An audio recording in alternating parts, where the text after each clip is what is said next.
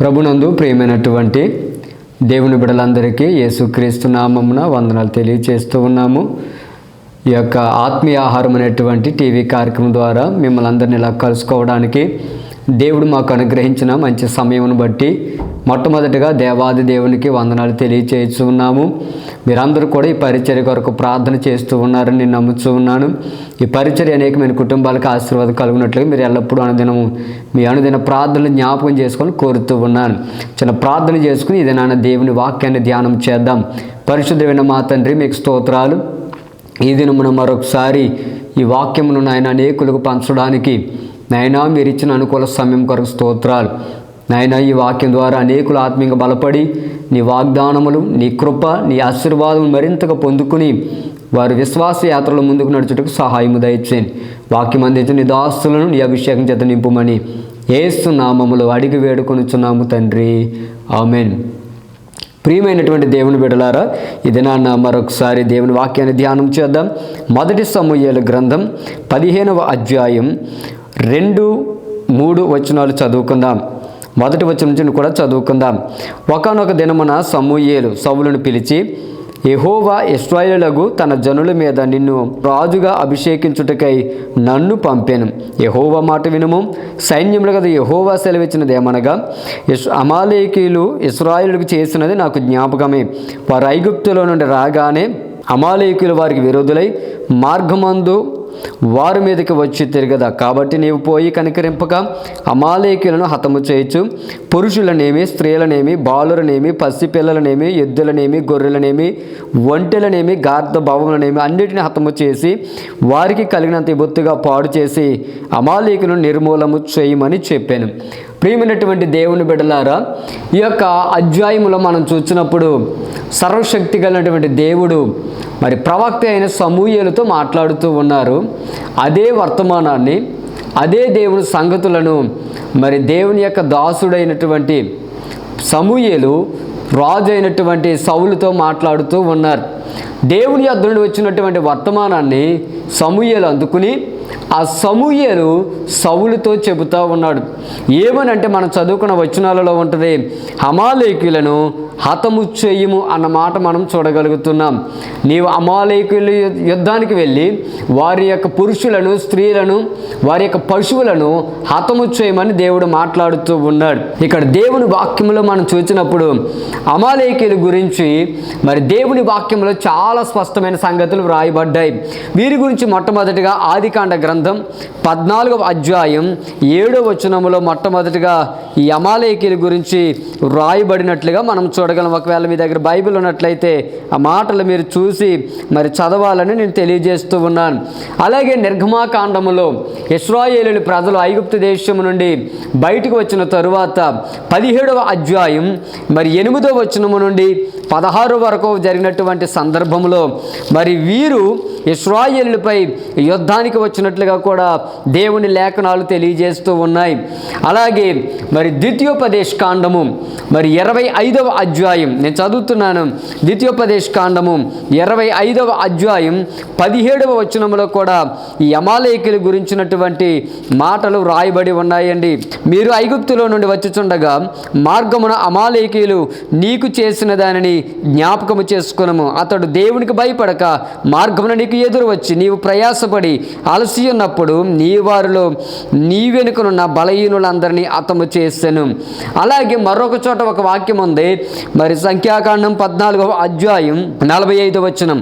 అప్పుడు కొండ మీద నివాసం ఉన్న అమాలేకీయులను, కానానీయులను దిగివచ్చి వారిని కొట్టి హొర్మా వరకు తరిమి వారిని హతము చేసిరి. మరి ఈ యొక్క వచనాలన్నింటినీ మనము చూచి ఆలోచించినప్పుడు మరి అమాలేకీయులు దేవుని ప్రజలకి శత్రువులుగా కనబడుతూ ఉన్నారు. ఇక్కడ దేవుని యొక్క వాక్యం నేను అమాలేకీయుల గురించి బోధించడం లేదు, కానీ సౌలును గురించి, ఇశ్రాయేలుల యొక్క మొదటి రాజును అయినటువంటి సౌలు గురించి మీకు ఆత్మీయంగా కొన్ని విషయాలు చెప్పడానికి నేను ఆశపడుతూ ఉన్నాను. మనం చదువుకున్న 15వ అధ్యాయంలో మరి దేవుడు సౌలుకి సేవకుడు ద్వారా వర్తమానం అందించాడు. సమూయేలు అమాలేకీయుల మీదకి మరి అతన్ని పంపించినప్పుడు ఆ రాజు వెళ్ళి మరి యుద్ధం చేశాడండి. యుద్ధంలో జయమును పొంది ఉన్నాడు.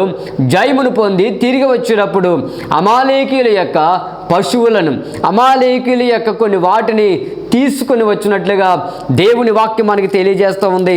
సమూయేలు గ్రంథం, మొదటి సమూయేలు గ్రంథం 15వ అధ్యాయం 20 నుండి మనం చదువుకున్నప్పుడు ఆ మాటలు మనకి మరి స్పష్టంగా తెలియజేస్తూ ఉన్నాయి.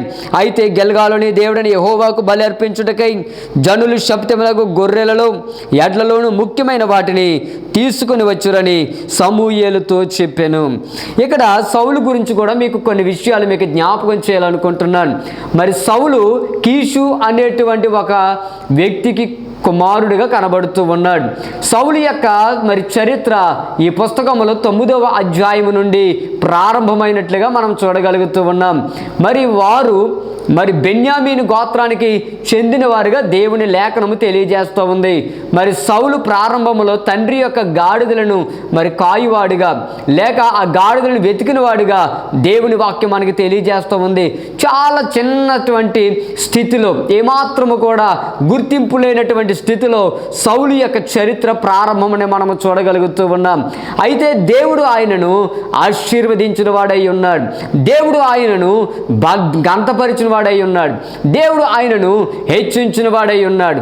నిజమే, కొన్నిసార్లు మన జీవితంలో కూడా అల్పులమైన మన పట్ల, అయోగ్యులమైన మన పట్ల, ఏ విధమైన గొప్పతనము లేని పట్ల దేవుడు మన పక్షము గొప్ప ఆశీర్వాదములు ఇచ్చేవారై ఉన్నారు.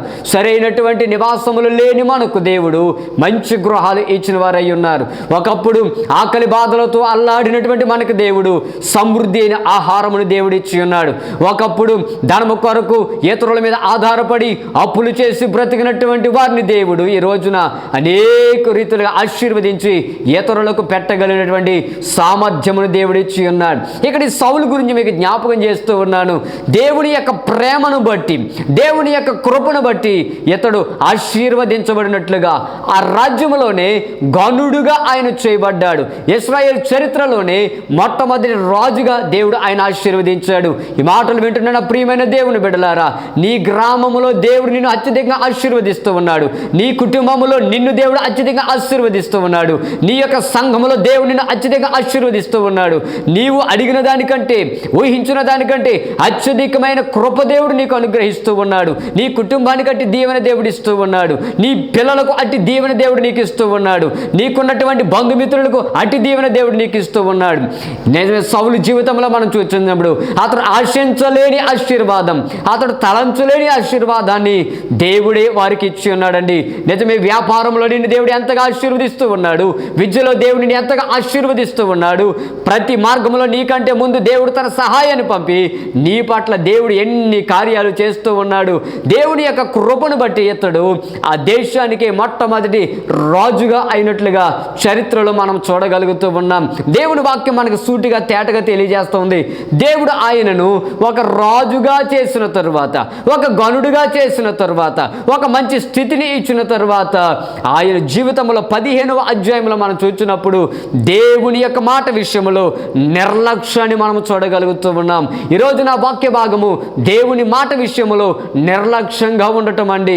ఈనాడు సంఘాలలో కూడా అనేక మంది దేవుని బిడ్డలు, అనేక మంది తల్లులు, అనేక మంది యవన బిడ్డలు, అనేక మంది చెల్లైలు కూడా దేవుని యొక్క ఆశీర్వాదాలు పొందుకుని దేవుని మాట విషయంలో నిర్లక్ష్యంగా ఉన్నట్టుగా మనం చూస్తూ ఉన్నాం. క్రైస్తవ సంఘాలలో ఈ దినాలలో నిర్లక్ష్యం ఎక్కువగా ఏలుబడి చేస్తూ ఉంది. విశ్వాస జీవితంలో నిర్లక్ష్యం ఎక్కువగా వెలువడి చేస్తూ ఉంది. ఉండవలసిన స్థితిలో ఉండకుండా, నడవలసిన త్రోవలో నడవకుండా నిర్లక్ష్యములో మనం జీవిస్తూ ఉన్నామండి. ఈ వాక్యం వింటున్నాం నా ప్రియమైన తల్లి, నా ప్రియమైన తండ్రి, ప్రతి ఒక్కరితో దేవుని దాసునిగా ఈ వాక్య భాగాన్ని బట్టి ప్రభు పక్షంగా మాట్లాడుతూ ఉన్నాను.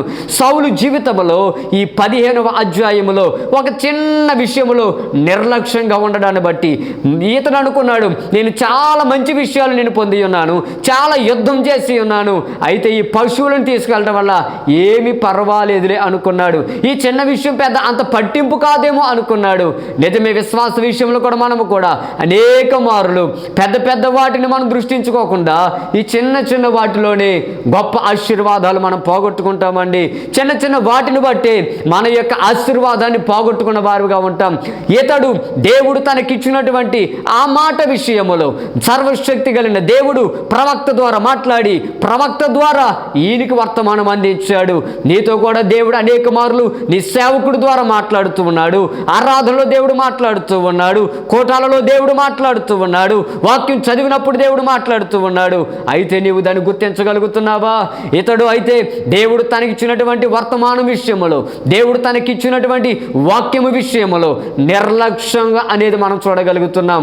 అతడు అనుకోవచ్చు చాలాసార్లు మంచి విషయాలు బాగున్నాయి అనుకోవచ్చు, కానీ దేవుడు ఏ విషయంలో అయితే సరిగా ఉండమన్నాడు ఆ విషయంలో అతడు సరిగా లేనట్లుగా మనం చూడగలుగుతున్నాం. నేను త్వరగా కొన్ని విషయాలు మీతో పంచుకోవాలని ఆశపడుతూ ఉన్నాను. ఆత్మీయంగా నేను ఈ మాటలు మీకు జ్ఞాపకం చేస్తున్నాను. దేవుడు మనల్ని అంచెలంచెలుగా ఆశీర్వదించినప్పుడు ఏ విషయంలో కూడా నీలో నిర్లక్ష్యం ఉండకూడదు. ఏ చిన్న విషయంలో కూడా మనలో నిర్లక్ష్యం ఉండకూడదని వాక్య భాగాన్ని బట్టి జ్ఞాపకం చేస్తూ ఉన్నాను. 9వ అధ్యాయంలో ప్రారంభమైన ఈయన చరిత్ర మరి చివరి వరకు అనగా 31వ అధ్యాయం వరకు కొనసాగిందండి. అయితే ఈ అధ్యాయంలో మనం చూసుకున్నప్పుడు నేను కొన్ని విషయాలు మీకు జ్ఞాపకం చేస్తూ ఉన్నాను. ఎప్పుడైతే దేవుని యొక్క విషయంలో నిర్లక్ష్యం ఆయన కలిగి ఉన్నాడు, పర్వాలేదు అనుకుంటూ ఉన్నాడు, ఇది పెద్ద విషయమే కాదు అనుకుంటూ ఉన్నాడు, ఆయన జీవితంలో వచ్చిన నష్టాలను ఈ దినాన మీతో పంచుకోవాలనుకుంటున్నాను. దేవుని యొక్క వాక్య భాగంలో నుండి త్వరగా కొన్ని వచనాలు చదువుకుందాం. 1 సమూయేలు గ్రంథం 16వ అధ్యాయం 14వ వచనమున నేను చదువుతున్నాను. యెహోవా ఆత్మ సౌలును విడిచిపోయి, సౌలు రాజుగా అభిషేకించబడడానికి ముందే దేవుడు ఆయనను తన ఆత్మచేత నింపి ఉన్నాడు. 10వ అధ్యాయంలో మనం చూచినప్పుడు 10వ అధ్యాయం 10వ వచనములో మనం చూచినప్పుడు ఈ మాటలు రాయబడ్డాయి. వారు ఆ కొండ దగ్గరికి వచ్చినప్పుడు ప్రవక్తల సమూహం అతనికి ఎదురుపడగా దేవుని ఆత్మ బలముగా అతని మీదకి వచ్చును. అతడు వారి మధ్య ఉండి ప్రకటన చేస్తూ ఉండెను. నిజమండి, దేవుడు మొట్టమొదట సౌలుకి ఆత్మని దేవుడు ఇచ్చి ఉన్నాడు, పరిశుద్ధాత్మని దేవుడు ఇచ్చి ఉన్నాడు, ఆత్మచేత నింపిన వాడే ఉన్నాడు. దేవుడు కూడా ఈ దినాలలో సంఘములకు పరిశుద్ధాత్మని దేవుడు ఇస్తూ ఉన్నాడు.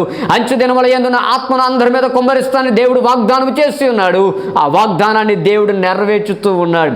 అనేకులు ఆత్మచేత నింపబడుతూ ఉన్నారు, అనేకులు ఆత్మచేత నడిపించబడుతూ ఉన్నారు, అనేకులందరూ ఆత్మచేత ఆత్మలో వర్ధిల్లుతూ ఉన్నారు. అయితే ఇక్కడ ఈయన గురించి మనం చూసినప్పుడు దేవుని యొక్క మాట విషయంలో నిర్లక్ష్యంగా ఉండడాన్ని బట్టి దేవుడు ఆయన కొరకు ఇచ్చినటువంటి ఆత్మ ఆయనలో నుండి బయటికి వెళ్ళిపోయింది, పరిశుద్ధాత్మ ఆయనలో నుండి బయటికి వెళ్ళిపోయినట్లుగా వాక్యమును మనం చూడగలుగుతున్నాం. మనం ఆత్మీయంగా బలముగా ఉండాలంటే నీకు ఉండవలసింది డబ్బులు కాదు, నీకు ఉండవలసింది జ్ఞానము కాదు, నీకు ఉండవలసింది లోక సంబంధమైన కాదు, కానీ దేవుడిచ్చు పరిశుద్ధాత్మ మనకు ఉండవలసినదే అండి.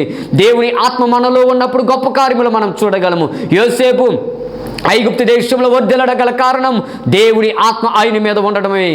దానియేలు నెబుకద్నెజరు కాలంలో వర్ధిల్లడం గల కారణం దేవుని ఆత్మ ఆయన మీద ఉండటమే. అపోస్తులు బలమైన సేవ చేయడం గల కారణం దేవుని ఆత్మ వారి మీద ఉండటమే. ఇక్కడ మొట్టమొదటి రాజు అయిన ఈ జీవితంలో దేవుడిచ్చిన ఆత్మని ఆయన పోగొట్టుకున్నట్టుగా మనం చూస్తూ ఉన్నాం. దేవుని ఇచ్చిన ఆత్మ ఆయనలో నుండి వెడలిపోయిందండి. ఈ మాటలు వింటున్న ప్రియమైన దేవుని బిడ్డ, దేవుడు నీకు ఇచ్చిన ఆత్మను నువ్వు పోగొట్టుకుంటున్నావా? దేవుడిని బలపరచడానికి ఇచ్చిన ఆత్మను పోగొట్టుకుంటే ఎంత విచారకరము. ఏనాడైనా భూ సంబంధమైనది లేదని విచారపడుతూ ఉంటాం, కానీ దేవుని ఆత్మను ఒకేలా పోగొట్టుకున్నామేమో. చిన్ని విషయాలలో దేవునికి దూరం అయిపోయి దేవుడిచ్చిన ఆత్మను పోగొట్టుకున్నామేమో. దావీదు కూడా ఒకసారి బెత్షెబా విషయంలో పొరపాటు చేస్తున్నప్పుడు ఆయన 51వ కీర్తన వ్రాస్తూ ఆయన ఈ మాట మాట్లాడి ఉన్నారు. 51వ కీర్తన 11వ వచనం, నీ సన్నిధిలో నుండి నన్ను త్రోసివేయకము, నీ పరిశుద్ధ ఆత్మను నా యొద్ద నుండి తీసివేయకము. నిజమండి, దావీదు అంటున్నాడు, ఒకవేళ రాజ్యం పోయినా పర్వాలేదు, ఒకవేళ ఆస్తి పోయినా పర్వాలేదు, ఒకవేళ నాకు ఏది పోయినా పర్వాలేదు, కానీ తండ్రి నీ యొద్ద నుండి నాకు అనుగ్రహించిన ఆత్మను తీసివేయకము అంటున్నాడు. అనగా దేవుని ఆత్మ ఎంత విలువైనది మీరు గమనించండి. ఇన్న వాక్యం వింటున్న ప్రియమైన దేవుని బిడ్డలారా, దేవుని విషయాలలో ఒక్కొక్కసారి మనం నిర్లక్ష్యంగా ఉండటాన్ని బట్టి దేవుడు మనకిచ్చిన ఆత్మను మనం పోగొట్టుకుంటున్నాం. మనం ఈ కడవరి దినాలలో దేవుని ఆత్మచేత మనం నింపబడాలి. దేవుడు మనకిచ్చిన ఆత్మను మనం కలిగి ఉన్నప్పుడు మనం అనేకమైనటువంటి పరిస్థితులను జయించగలము అని మీకు జ్ఞాపకం చేస్తున్నాను. ప్రతి పరిస్థితిలో దేవుని సహాయమును పొందుకోగలము అని మీకు జ్ఞాపకం చేస్తున్నాను. ఇక రెండవ విషయాన్ని మీకు త్వరగా జ్ఞాపకం చేస్తూ ఉన్నాను. 1 సమూయేలు గ్రంథములోనికి వెళదాం. 1 సమూయేలు గ్రంథం ఇందాక చదువుకున్నటువంటి అధ్యాయము దగ్గరే 17వ అధ్యాయం 11వ వచనాన్ని నేను చదువుతూ ఉన్నాను. సౌలును ఇశ్రాయేలులందరూ ఆ ఫిలిష్తీయుని మాటలు విన్నప్పుడు భయభీతులైతిరి. ఇక్కడ ఇశ్రాయేలు దేశం మీదకి 15వ అధ్యాయంలో తాను ఎప్పుడైతే నిర్లక్ష్యము కలిగి ఉన్నాడో, ఈ 17వ అధ్యాయంలో ఆ దేశం మీదకి గొల్యాతు యుద్ధానికి వచ్చినట్లుగా మనం చూడగలుగుతున్నాం. గొల్యాతు యొక్క శరీరం పెద్దది, బాల్యం నుండి యుద్ధ విద్యలు నేర్చినవాడు. ఆయన్ను చూడగానే ప్రజలందరూ భయభీతులయ్యారు, రాజు కూడా భయభీతులైనట్లుగా దేవుని వాక్యం తెలియజేస్తూ ఉంది. అయితే ఇక్కడ ఇదే ఒక వాక్యాన్ని మనం చూసినప్పుడు ఇదే ఫిలిష్తీయులని సౌలు రాజు ప్రారంభంలో జయించినట్లుగా మనం చూడగలుగుతున్నామండి. 13వ అధ్యాయంలో మనం చూసినప్పుడు 4వ వచనంలో ఉంటుంది, సౌలు ఫిలిష్తీయుల దండును హతము చేస్తున్నందున ఇశ్రాయేలీయులు ఫిలిష్తీయులకు హేయులైన వారని ఇశ్రాయేలులకు వినబడగా, ఈ 13వ అధ్యాయంలో ఎక్కడ కూడా ఫిలిష్తీయులకి మరి ఇశ్రాయేలుకి ఒక యుద్ధం జరుగుతూ ఉంది. ఆ యుద్ధములో సౌలు యొక్క ప్రారంభ దశలో జయమును వారు పొంది ఉన్నట్లుగా మనం చూడగలుగుతూ ఉన్నాం. అక్కడ తన కుమారుని బట్టి కూడా జయము కలిగినట్లుగా వాక్యం మనం తెలియజేస్తూ ఉంది. అయితే ఇప్పుడు అదే జాతి ప్రజలు, అదే ఫిలిష్తీయులు వారి దేశం మీదకి వచ్చినప్పుడు, గొల్యాతు వచ్చినప్పుడు సౌలునకు భయము కలిగింది, ఇశ్రాయేలు వారికి భయము కలిగింది. ఈ మాటను బట్టి ఒక మాట జ్ఞాపకం చేస్తున్నాను. మనం ఎప్పుడైతే దేవుని యొక్క పని విషయంలో, దేవుని యొక్క పరిచర్య విషయంలో, దేవుని మాటల విషయంలో నిర్లక్ష్య వైఖరి మనము కలిగి ఉంటామో, అప్పుడే మనకి వ్యతిరేకమైన శత్రువులు పెరుగుతారు. అప్పుడే నిన్ను భయపెట్టే సమస్యలు నీ మీదకి వస్తూ ఉంటాయి. అప్పుడే నీ కుటుంబానికి సమస్యలు వస్తూ ఉంటాయి. అప్పుడే నీ జీవితానికి అడ్డుబండరాలు తగులుతూ ఉంటాయి. అప్పుడే నీ జీవితంలో ధైర్యాన్ని కోల్పోతామని దేవుని వాక్యాన్ని బట్టి మీకు జ్ఞాపకం చేస్తూ ఉన్నాను. అంతవరకు ఆయన జయం పొందుతూ వచ్చాడు. అంతవరకు ఫిలిష్తీయులు అంటే ఏమాత్రం భయం లేదు. కానీ ఎప్పుడైతే దేవుని విషయంలో అతడు నిర్లక్ష్యము కలిగి ఉన్నాడో, ఆ తదుపరి అధ్యాయంలోనే గొల్యాతు ఆయన మీదకు వచ్చాడు. శత్రువులు ఎక్కువైపోయారు, బలమైన శత్రువులు ఎక్కువయ్యారని మీకు జ్ఞాపకం చేస్తూ ఉన్నాను. ఈ వాక్యం వింటున్న ప్రియమైన తల్లి, దేవుని విషయంలో ఒక్కొక్కసారి మనం నిర్లక్ష్యంగా ఉండడాన్ని బట్టి, దేవుని మాటలు వినడంలో నిర్లక్ష్యంగా ఉండడాన్ని బట్టి, ఆయన ఆరాధించే విషయంలో నిర్లక్ష్యంగా ఉండడాన్ని బట్టి మన జీవితంలో ఇంకా సమస్యలు ఏలుబడి చేస్తున్నాను. జ్ఞాపకం చేస్తున్నాను, ఇంకా నీ ఇంటిలో, నీ బ్రతుకులు, నీ యొక్క కార్యాలు వెనుకకు ఉండడానికి గల కారణం దేవుని పట్ల నిర్లక్ష్య వైఖరి మనలో కలిగి ఉండటమే. కొన్నిసార్లు చాలా మంచివి చూసుకుని, ఇది విషయాలు నేను చాలా పర్వాలేదు, ఇతరుల కంటే నేను చాలా పర్లేదు అనుకుంటున్నామేమో, కానీ చిన్న చిన్న విషయంలో మనము నిర్లక్ష్యంగా ఉంటాం. అందుకే మన కుటుంబాల మీదకి అపవాది ఎవరిని మిరుగుద్దురా అని గర్జించు సింహము వలె వాడు తిరుగుతూ ఉన్నాడు. 2 విషయాలు మీతో పంచుకోనున్నాను. మొట్టమొదటిది, దేవుని ఆత్మ ఆయనలో నుండి వెళ్ళిపోయింది. రెండవది, శత్రువులు, బలమైన శత్రువులు, జయించడానికి వీలు లేనంత శత్రువులు ఆయన రాజ్యం మీదకి వచ్చి ఉన్నారండి. నిజమే, సౌలు ఆ పరిస్థితులు చూసి మరి వాగ్దానాలు చేస్తుండ్రు. ఎవరైనా కనుక ఆ గొల్యాతును జయించినట్లయితే రాజ్యంలో కొంత ఇస్తాను, మా కుమార్తెనిచ్చి పెళ్లి చేస్తానని ఆ తదుపరి వచనాలలో మాట్లాడినట్లుగా మనం చూడగలుగుతున్నాం. జయించడానికి ఆయనకు శక్తి లేనట్లుగా ఈ వాక్యం మనకి తెలియజేస్తుంది. నువ్వు ఎప్పుడైతే దేవుని మాటల పట్ల నిర్లక్ష్యం కలిగి ఉంటావో, నీకు మీదకి వచ్చే సమస్యలు కూడా జయించడానికి మనకి జ్ఞానం సరిపోదు, జయించడానికి మన ధనం సరిపోదు, జయించడానికి మనకున్నవి ఏవి సరిపోవు. భయభీతులుగా మనం ఉంటాం. ఆత్మీయంగా నేను ఈ మాటలు మీకు జ్ఞాపకం చేస్తూ ఉన్నాను. మీరు దేవునిలో బలపడాలని ఉద్దేశంతో ఈ మాటలు జ్ఞాపకం చేస్తున్నాను. ప్రతి విషయంలో దేవునికి మనము నిర్లక్ష్యంగా మనం ఉండకూడదండి. ప్రతి విషయంలో దేవుని పట్ల చాలా కృతజ్ఞత కలిగి ఉండవలసిన వారమై ఉన్నాం. ఇతడు గురించి మరొక విషయాన్ని మీకు జ్ఞాపకం చేస్తున్నాను. 15వ అధ్యాయం దైవ గ్రంథము నుండి 11వ వచనాన్ని నేను చదువుతున్నాను. సౌలు నన్ను అనుసరింపక వెనుక తీసి నా ఆజ్ఞలను గైకొనకపోయాను గనుక అతనిని రాజుగా నిర్ణయించినందుకు నేను పశ్చాత్తాపపడుచున్నాను అనెను. అందుకు సమూయేలు కోపావేశుడై రాత్రి అంతా యెహోవాకు మొరపెట్టుచుండెను. ఇక్కడ ఈ వచనాన్ని బట్టి మనం చదువుకుంటే, ఇతడు చేస్తున్నటువంటి నిర్లక్ష్యమును బట్టి, ఇతడు పర్వాలేదులే అనుకోవడాన్ని బట్టి ఆకాశమందున్న దేవుడు, ఆశీర్వదించినటువంటి దేవుడు, హెచ్చించినటువంటి దేవుడు, ఘనతనిచ్చినటువంటి దేవుడు ఆ వ్యక్తిని బట్టి దుఃఖపడినట్లుగా దేవుని వాక్యం తెలియజేస్తూ ఉందండి. నా ప్రియమైన దేవుని బిడ్డలారా, దేవుడు నీ కుటుంబాన్ని ఆశీర్వదించినప్పుడు, నీ పరిస్థితులన్నీ దేవుడు మార్చినప్పుడు, పేదరికం నుండి ఐశ్వర్యానికి తీసుకొని వచ్చినప్పుడు, లేములో నుండి ఉన్నత స్థితిలోనికి నడిపించినప్పుడు, ఒకవేళ దేవుని మాటల విషయంలో నిర్లక్ష్యంగా ఉంటున్నాం మేము, దేవుని యొక్క కార్యక్రమాలలో నిర్లక్ష్యంగా ఉంటున్నాం మేము. నువ్వు ఎప్పుడైతే అలా ఉంటున్నావో దేవుడు నీ కొరకు దుఃఖపడుతూ ఉన్నాడు, దేవుడు నీ కొరకు వేదన పడుతూ ఉన్నాడు, దేవుడు నీ కొరకు విచారము కలిగి ఉన్నాడని మీకు జ్ఞాపకం చేస్తూ ఉన్నాను. దేవుడు దుఃఖపడితే మనకు ఆశీర్వాదకరము కాదు. దేవుడు మన కొరకు దుఃఖపడితే మన కుటుంబానికి అది ఏమాత్రము ప్రయోజనకరము కాదని నష్టమే అని మీకు జ్ఞాపకం చేస్తూ ఉన్నాను. ఇతడు చేసిన ఒక చిన్ని పొరపాటును బట్టి దేవుని హృదయం ఎంతో గాయపడింది, దేవుని హృదయం ఎంతో వేదన పడింది.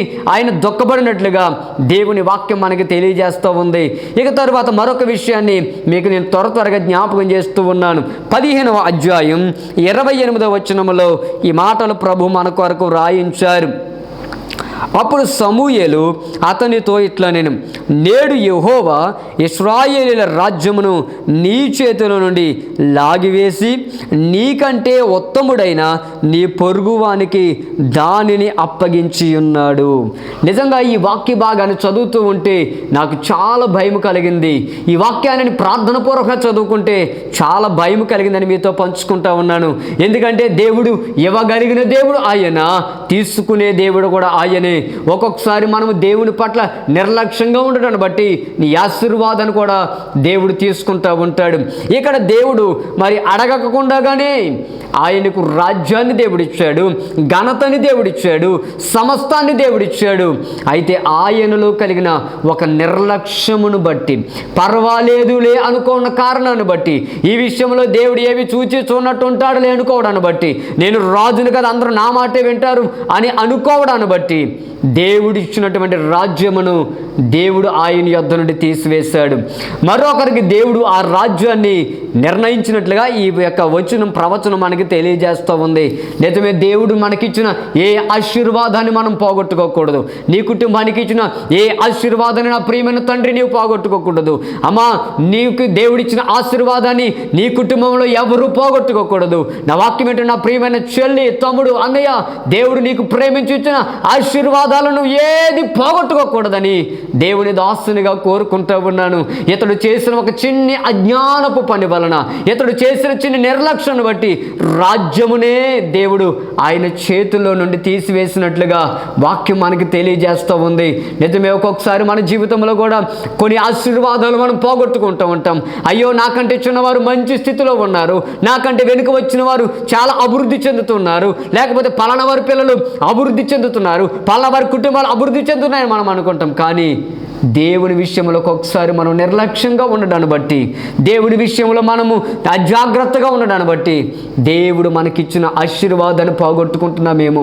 ఈ వాక్యం వింటున్న నా ప్రియమైన తల్లి, నీతోనే దేవుడు మాట్లాడుతున్నాడు. నీ కుటుంబం ఇలాగే ఈరోజు ఈ స్థితిలో ఉండగల కారణం నీవు దేవుని విషయంలో ఒక్కొక్కసారి నిర్లక్ష్యంగా ఉండటమేమో అని పరిశుద్ధాత్మ దేవుడు నీతో మాట్లాడుతున్నాడు. ఈ వాక్యం వింటున్న ప్రతి వారితో దేవుడు మాట్లాడుతున్నాడు. ఆత్మీయంగా మనము దేవుని మాట విషయంలో నిర్లక్ష్యంగా ఉండకూడదని ప్రభు తెలియజేస్తూ ఉన్నాడు. అతడు రాజ్యమునే కోల్పోయినట్లుగా దేవుని వాక్యం తెలియజేస్తూ ఉందండి. రాజ్యం ఆయనకి లేకపోతే ఏముంటుంది? మరలా మునుపటి స్థితి. ఎంత ప్రయాసపడినా ఏమీ లేనట్టే, ఎంత ప్రయాసపడినా ఏ విధమైన సాక్ష్యములు లేనట్టే అని మీకు జ్ఞాపకం చేస్తూ ఉన్నాను. చివరిగా మరొక విషయాన్ని నేను మీతో పంచుకోవాలనుకుంటూ ఉన్నాను.